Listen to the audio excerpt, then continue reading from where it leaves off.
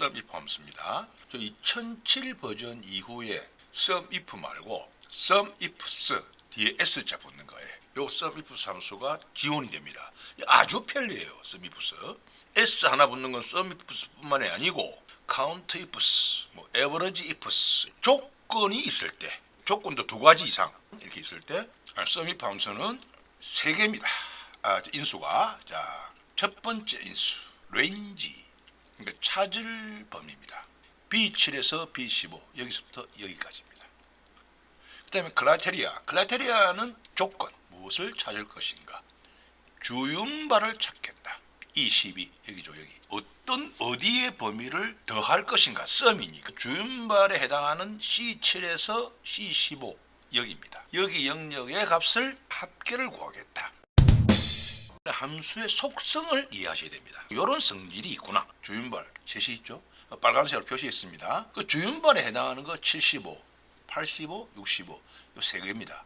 요거 하면 225 나옵니다. 이 범위에서 22 주윤발 찾아서 크라이테리아 썸 레인지니까 어떤 범위를 더할 것인가. 결국 여기서 찾아서 여기 값을 더하겠다.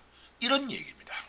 합계를 구하라고 하면 이렇게 하는 사람이 있습니다. 실제입니다. 자, 여기서 꼴, 요거 더하기, 요거 더하기, 요거 더하기, 요거 더하기, 요거 더하기, 요거 더하기, 요거 더하기, 요거 더하기, 요거 이렇게 하시는 분들이 있습니다.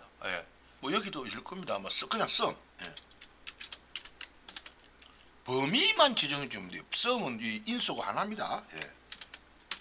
똑같은 값을 구하는데 이게 뭐 하는 짓입니까? 그죠? 몇 개 안 돼서 그렇지. 이게 만약에 100개, 200개다 면 이거는 이 사무 자동화가 아니고 사무 노가다가 됩니다. 그죠? 속성을 알게 되면 참 쉽습니다. 예를 들어 썸 같은 경우에는